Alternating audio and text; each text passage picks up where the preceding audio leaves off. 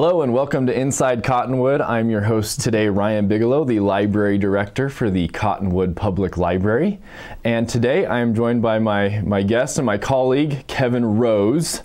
Kevin, I know you as the IT guy. That's how I've always known you, as our City of Cottonwood IT guy. I'm the guy that calls you and says, my computer is broken, and you say, Ryan, turn it off and then turn it back on.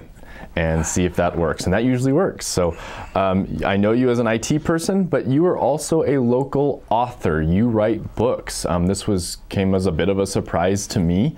I think it comes as a bit of a surprise to others when I tell them, hey, did you know that Kevin writes books? He's an author? No, I have no idea. So Kevin, can you tell us a little bit about yourself and about the books that you've got in front of us and how you became an author? Well, I've worked for the City of Cottonwood in the IT department for 6.5 years or so. Wow. Everything from a level 1 technician, now I'm the network administrator, so full-on nerd.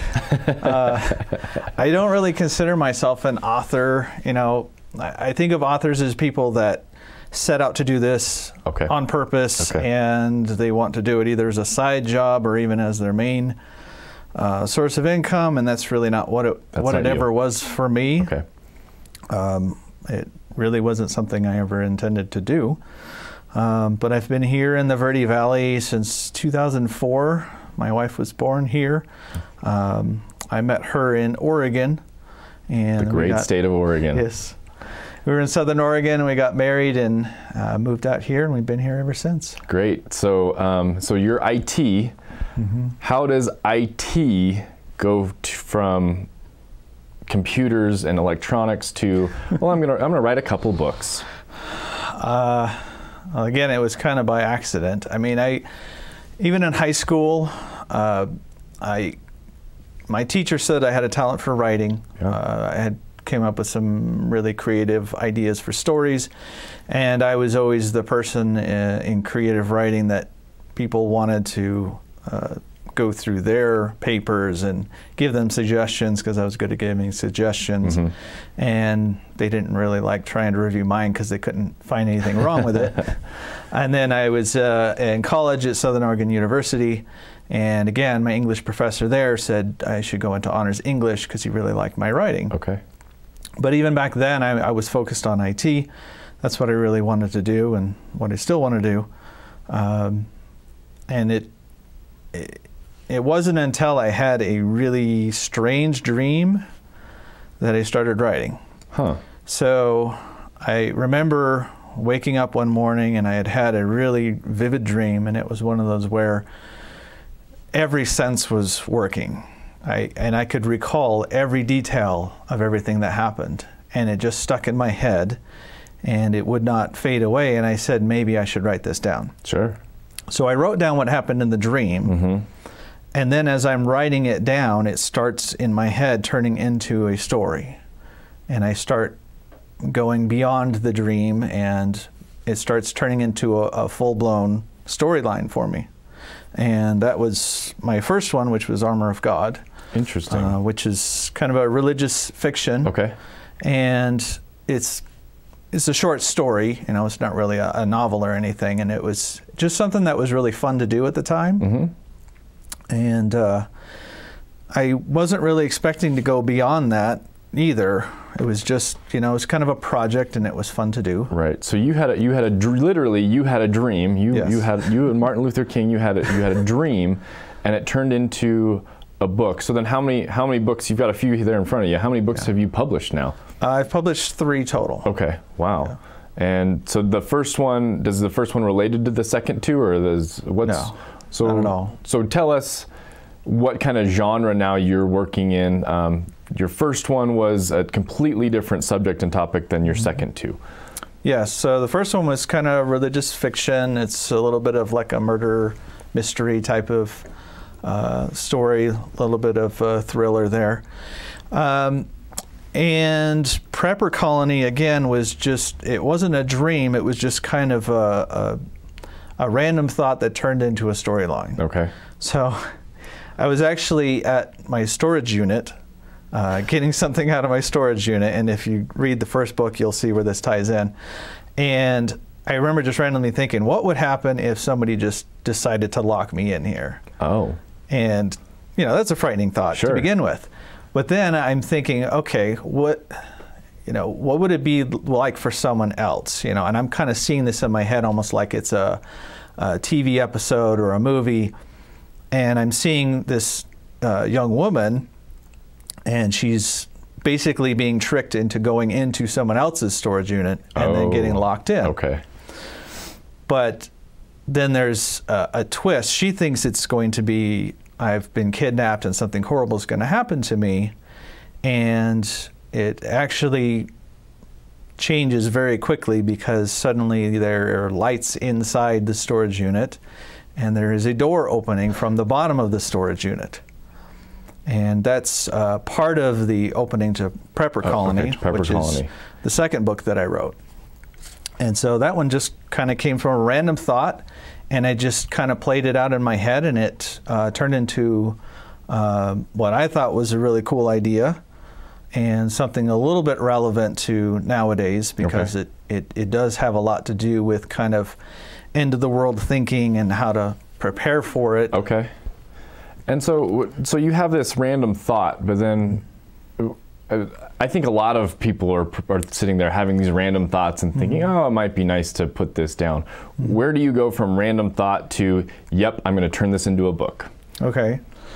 I actually didn't start writing any of it down at first. Okay. So first I explored it out in my head, and it wasn't until I got the idea, until I followed it a little bit down the road and got the idea of this is a colony that's designed to survive the end of the world. Okay. And it was created by a billionaire who didn't want to just survive in his basement bunker. He wanted to have an entire almost civilization. Oh. So he builds this place underground, which is meant to be completely self-sustaining. They have their own sources of water and air and food, and they're able to, you know, withstand everything from nuclear attacks to it just being kind of impenetrable. Okay. And everyone there is given a role. They're assigned a group, and the groups are differentiated by the color of their uniform. So everyone there has something to do for the colony, and they don't have to worry about paying taxes or whether they have a job or not. I think that sounds good to everybody, right? Yeah. So it was once I got to that point, and when I got to that point in the story in my head, I was thinking, oh, this is kind of like a Hunger Games kind of vibe to it, and I think people would really like this, especially since it has to do with preparing for the end of the world and surviving the end of the world, which a lot of people are worried about these days. Once it got to that point, then I started writing it down. Okay. Okay, so Hunger Games, end of the world. Hopefully that's not coming around the corner. but then you wrote a second one. Is this a series? Are you done, or are you going to keep going with this? So the second one is Prepper Colony Revelations. Okay. And this is a continuation of the storyline from the first one. Okay. I purposely left it open-ended on the first one, but the first one ends with a pretty big twist. Right. And so the second book focuses more on understanding what happened at the end of the first one and why. And I guess I can't elaborate on it too much without giving the storyline away. But, no spoilers here. But yes, it is meant to be, it's at least going to be a trilogy. Okay. Because it's not done after the second one. Okay. And I'm still working out in my head where to go for the third one. You still got the inspiration to keep going. Okay. Right. Awesome. Okay. Well, I'm Ryan Bigelow. This is we're talking with Kevin Rose, and we're going to get a little bit more into the nuts and bolts of what it takes to actually get a book published. You're now an experienced author. We're going to call you an author. You might not call yourself an author, but we're going to get back into it real quick about what it takes to get that thing into published. So I'm Ryan Bigelow, the library director for the city of Cottonwood. This is Inside Cottonwood, and we'll be right back.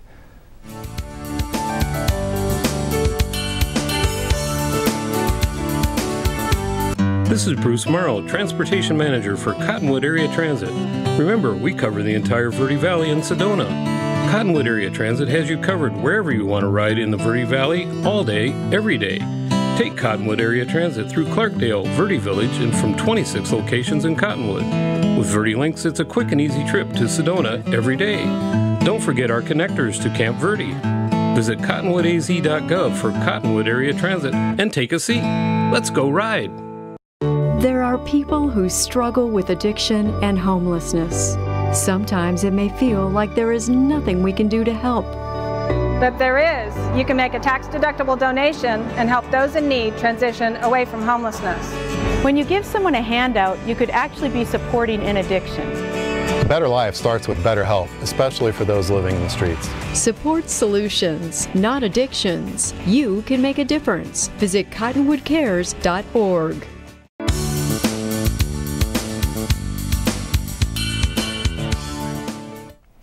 Hello and welcome back to Inside Cottonwood. I'm your host today, Ryan Bigelow, the Library Director for the City of Cottonwood at the Cottonwood Public Library. And today I'm joined by Kevin Rose, City of Cottonwood IT and local author. I'm calling you an author. I'm going to give you that credit, okay? So first section, we kind of talked about you and what it was like to write these books. I'd like to start a little bit about what was the inspiration? You weren't really aspiring to be an author. You're still not necessarily aspiring to be an author. This is kind of a side thing, but how did you originally get into this? I think part of it is I always had a love for reading. My parents always made sure we had a lot of books to read, and back before there were a lot of distractions with video games and cell phones, so I did a lot of reading. And I started with, adventure books like the Hardy Boys and things like that. And into high school, I got into things that are a little darker, more meaty. So it was more like the Stephen King and Dean Koontz and John Saul. And I really liked their writing style. Okay. And I think I could tell, at least in high school and in college, that was a big part of my writing style. When I would write my own short stories at the time. Okay. I tried to think of it in a sense of how would this person describe this. I see. And I think those are probably my biggest influences as far as my writing style goes. Sure. Yeah. So you've got a style. Do you have, and I'm sure this is different for all authors, just some probably sit down and in a week their book is written out. Right. You're working on a trilogy. You've got this third book in your head. Take us through maybe what you think it's going to look like when you actually sit down and write this. Is it going to be 24 hours or is it going to take you 6 months? It actually takes me quite a while to do it because my process is probably different than a lot of people. I try to look at it as if I'm watching a movie or a TV show. Okay. So I'm playing it out in my head. What would look good on the screen? And then when I go to write it down, I'm basically doing like a scene at a time. And I'm just writing down, I'm just trying to write it down in a way that it describes what I'm seeing in my head. And that process does take a long time, and I'm not doing this full time at all. Sure. This is just, I'll work on a bit of it until it feels like it's right, and then I'll write it down, and then I'll go through and revise it, edit it, whatever I need to. But it typically takes me a good year or more to write one of these completely. Wow, okay. And I think there's got to be some freedom with that. I see these big publishers, these big authors, they're pumping out books every 6 months, and I'm thinking, what kind of pressure you must be under to meet those timelines, and how does that kind of stifles your creativity, where you kind of have a blank slate here. You can go at your own pace and do it your own way. Yeah. And I really just want to write if it's something that I think is cool, is a good idea. Right. And so I will just write as it comes to me. So it is really nice to not have any constraints there. There's nobody that's trying to get me to finish at a certain time. I'm not beholden to anyone. It's just me doing it for fun, really. Right. That's it's a nice hobby and probably a nice stress reliever and a nice. It is actually really a nice balance in your life to kind of go from the IT world to the creative writing world. That's really great. Yeah, it's almost like how people escape into movies and video games and things. So this is escaping into a different reality, a different story. Right. But it's a book. And you get to create it. Yeah. Yeah, that's awesome. So now when you're writing, I know that when I write things, I usually pass them through my wife because she can, she can spell and edit things. Who edits this book, and how does that work? For the most part, I'm editing it myself. Okay. And I'm not perfect at it, but I think I do a pretty good job. But I also run it by my kids. Okay. And all three of my sons have a character in the Prepper Colony series. So they want to read it to see what happens with the character. and no, do they have suggestions for what should happen to their character, or do you claim full authority on that?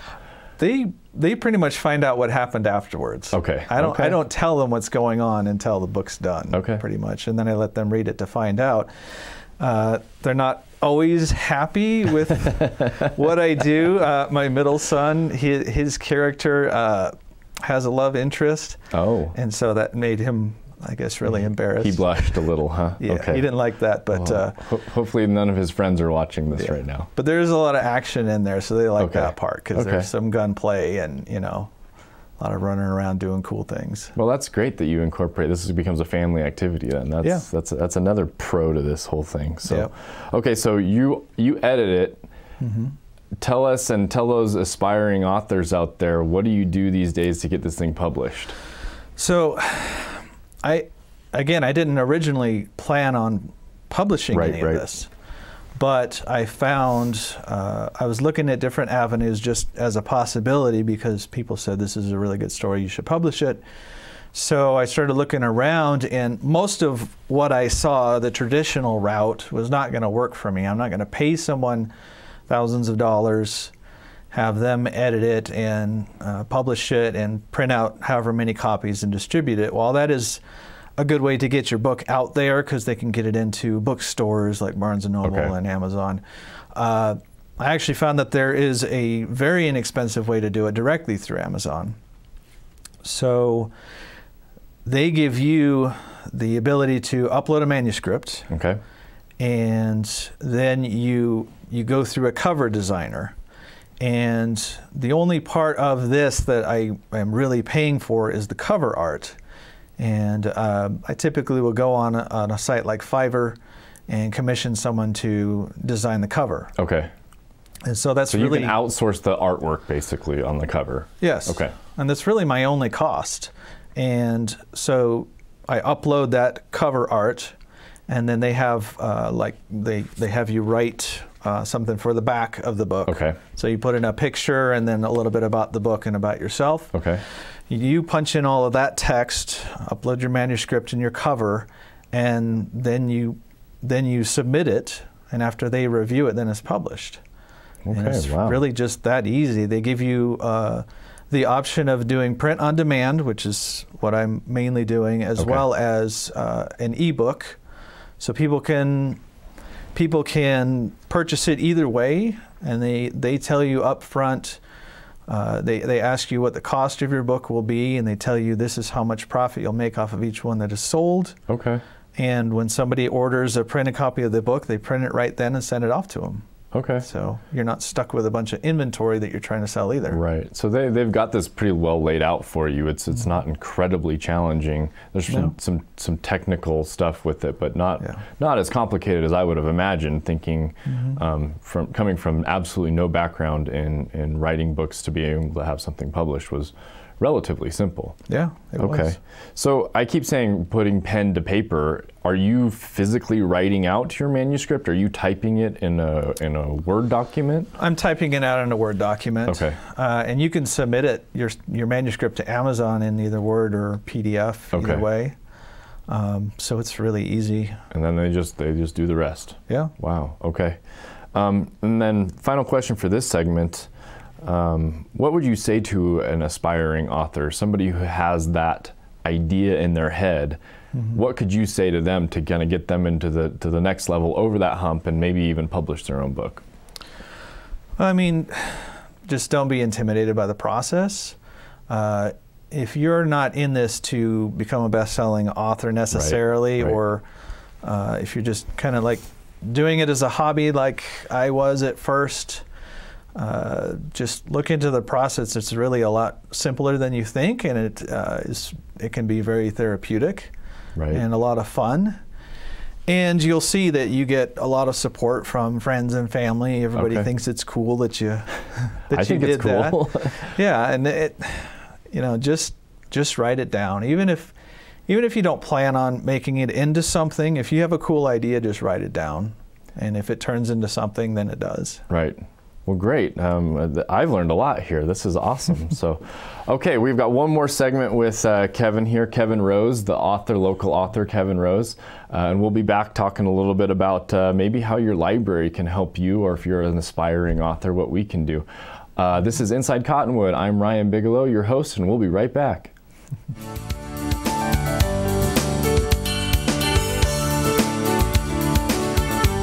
This is Bruce Morrow, Transportation Manager for Cottonwood Area Transit. Remember, we cover the entire Verde Valley and Sedona. Cottonwood Area Transit has you covered wherever you want to ride in the Verde Valley, all day, every day. Take Cottonwood Area Transit through Clarkdale, Verde Village, and from 26 locations in Cottonwood. With Verde Links, it's a quick and easy trip to Sedona every day. Don't forget our connectors to Camp Verde. Visit cottonwoodaz.gov for Cottonwood Area Transit and take a seat. Let's go ride. There are people who struggle with addiction and homelessness. Sometimes it may feel like there is nothing we can do to help.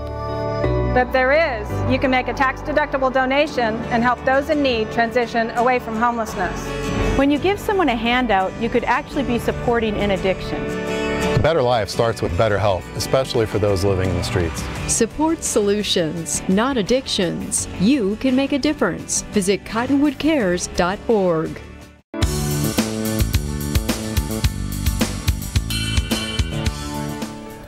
Hello and welcome back to Inside Cottonwood. I am your host today, Ryan Bigelow, the director for the Cottonwood Public Library. And again, we are joined by local author Kevin Rose, also the City of Cottonwood IT department. Yep. So that's how I met you. That's how I knew you as an IT person. And then one day you approached me and said, hey, I've published a book. Would you like to have it in your library? And I said, of course.